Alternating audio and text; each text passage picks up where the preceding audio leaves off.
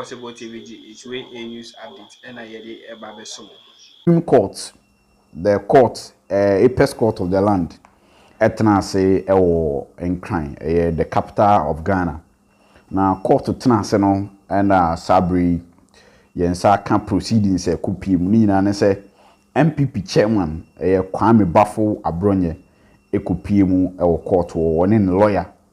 Wabra yebeka ya omako file suit challenge say double salary MPs bi nipa mako 12 including former minister for trade and industry Haruna Iddrisu Alasta Azon Fifi Kwete ope secretary CCMA NDC oka ho honorable Eric Opoku papa bi say Abdul Rashid Hassan Pelpu Emmanuel Amakofiboa afi Edwin Lante Vanderpoy Mark Owen Woyongo and afi Comfort Doi Gansa and afi Aquinas Tewia Gansa omu emienu ana say nipa ma bɔ mudin ana Abronye de Attorney General eka ho wodame na wo say siu Controller and Accountant General so kan ho asabri asem ne da ne omanfo be kaya Abronye file suit no lawyer odi kan ku gina mu ma no ono ane ofa lawyer Obribuan former deputy secretary ema MPP na omo first sitting omo koye no court say Abronye de koto Supreme Court onim say ohwehwe sa MPC ama obo mudi na say or the rate of summons asha omo nsema ohwe omo ohu omo tie ba sa Supreme Court share say any Abronye nko daily graphic mu any daily guide no publishing the rate of summons or the daily graphic any the daily guide we are on for copy enkobo parliament notice board now on for bi so enkobo the Supreme Court notice board oye ni say we are afi ombra na yemfese sankrofo wa bipim na so mo bepim emu didi mo an call the legal vacation ema sanse court judges for no call vacation kakra afi no maba no mo bae no enendra 7-member panel etenedwom led by Justice Jones Dochi etenedwom no na omo frɛ Abronye lawyer na this time round no ne lawyer obepie mu lawyer friend no set Japan oware set Japan oware only lawyer ni a Abronye de ne bepie mu court ho na Supreme Court bombarded lawyer no with a lot of questions. Now, question ni nyina every article 78 clause 3 and article 98 emu na court no hwe ya mobobo omo the questions to Abronye lawyer na no ni nyina na say Attorney General office ensa kan rate of summons no copies of Abronye statement no ja serve Attorney General and ya serve Controller and Accountant General department. Na ohwe Attorney General response a odi abre Abronye in this case na Attorney General chirema court ni hwe say Supreme Court wo ho kwan say asem na ye de ababetu nanim no mpo no court no wo ho kwan say odi anaso wo ho kwan say odi enti quickly no 1992 constitution ni yen go through article 78 ni yen go through article 98 Abronye gina so file such application ni yen hwe issues aba any further rulings as Supreme Court na rulings say yenkwe na so for Ghana emra na article 78 clause 3 echirimu and as article 78 in Kasafa Ministers of State na o say a member may kind a 78 clause 3 or say a minister of state shall not hold any other office of profit or emolument whether private or public, and whether directly or indirectly, unless otherwise permitted by the Speaker, acting on the recommendations of a committee of Parliament, on the ground that A, that holding the office will not prejudice the work of a minister, and B, that no conflict of interest arises or would arise as a result of the minister holding that office. So article 78 clause 3 in Chema, who a minister of state, aside so a minister of state, you shall not hold any other office. It is a minister of state, mean to me a medical doctor. I cannot be a minister of state. Now me say pretty hospital. Meanwhile, that hospital na me hold, you know. And I said that position, that president na me hold you hospital, no.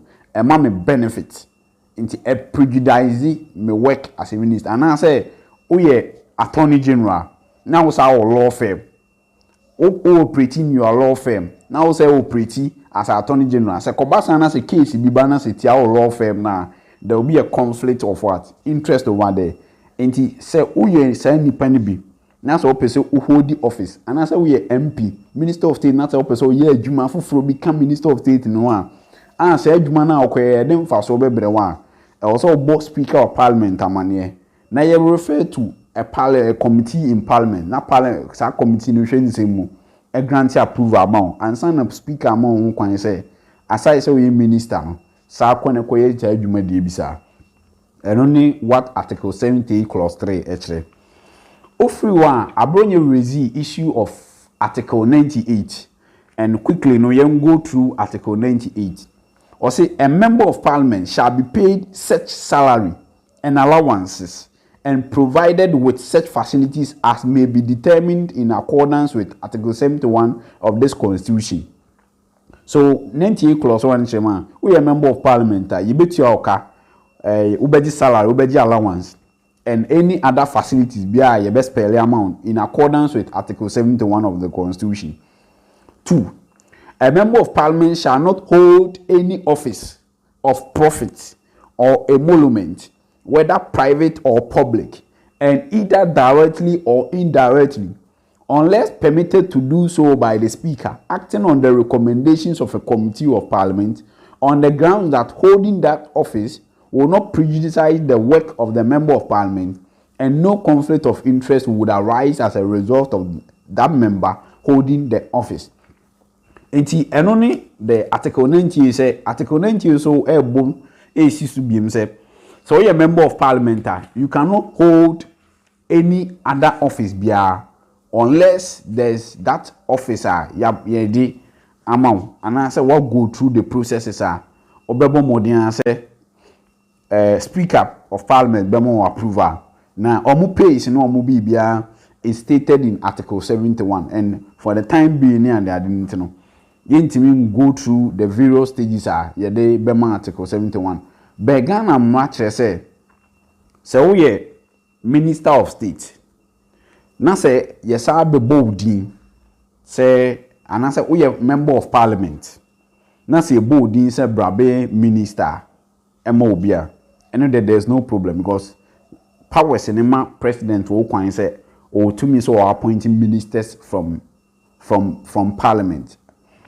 Nemo any kwan say san dwumadi na nipa ne kwa akudi no e show anything of conflict of interest we ni Abronye de oba nti how na adrisi mu or a member of Parliament was akwa ko hodi another position and I say another post be a friend trade and industry minister into a member of Parliament or a trade and industry minister. At the time I ebo how na adrisi din say onko trade and industry minister no or converting and or converting or passing through Emma Parliament, including the Speaker gave approval and okoy. Nti eba ne say na say nipa no otimi enya double salaries. Nti which means say sankrofo mienu nyina no and I say sankrofo 12 ya abom din nyina no omo qualify. Nti o say omo sa refer scan back to the Controller Accountant General. Eno na Attorney General eso file or court was say first of all question raised about or member of Parliament obetma another of work and also intimine.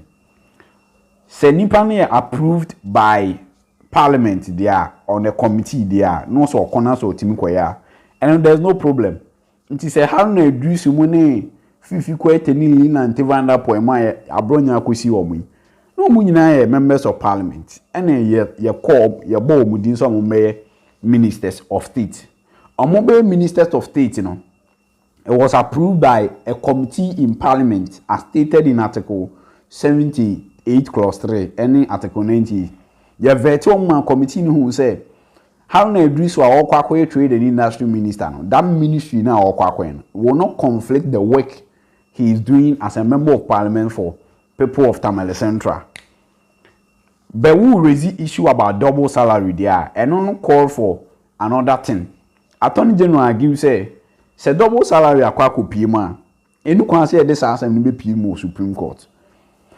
E was say Ministry of Finance and the Controller and Accountant General omo ho and a channel energy ne ko near question omo the reason why omo ti asa double salaries no e ma how na reduce mu because e kwan be so na how na reduce mu na chere letter ne buy say ye mo omo double salary and I say no more members of parliament or ministers of state in no and a trigger that thing you as ministers as members of parliament into at the end of the day no and said that how they reduce move forward be so much double salary they almost 40 because so what one is scheduled to accounts you have to inform the bank and at the time I almost to one free controller accountant general about 2 times no Aden almost one signal controller accountant general say me adwuma as member of parliament me adwuma as a minister of state Ghana Manchester be minister of state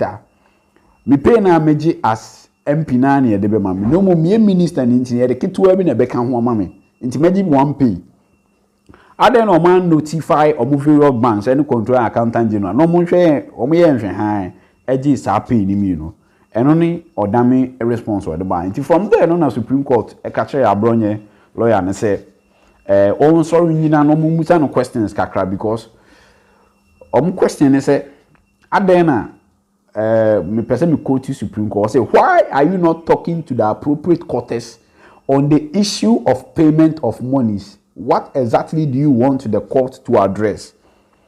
Into lawyer set or worry Japan. The question to man say there's no problem. But who are legislating double salaries there? There are appropriate quarters, there's Bank of Ghana, there's Ministry of Finance, there's Controller and Accountant General, or meet me reply. No matter how the issue of double salary ni PM by. Inti then I won't seek that appropriate quarters. Then I won't call controller or through the Right Information Act.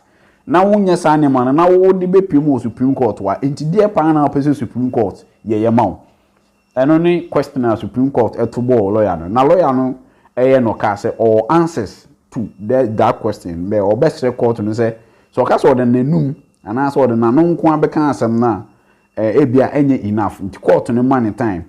No nko file ni answers nyina emfambra na on raise and answer on chire mu di ntia ono so feel say Article 70 clause 2 no any article 98 no there's a problem with that. Now wachire mu di ntia one for case na nkoma controller one for case na nkoma the Ministry of Finance name of watam case na be PM Supreme Court the Supreme Court ena endi mano as to why went me amfa double salary MPs no anko pimo any other institution from there no ana court no say Samri nipa 12 amebom din Haruna Idrisu Alasan Ayom Fifi Kwete Eriko Poku Abdul Rashid Pepu Emmanuel Amakofibua Nilan Tevanapoe Makowin Woyongo Comfort Ganasa and Akwena Stevia Ganasa Kwansa no saa nipa 12 amabom din emu 10 they have been served through the substituted service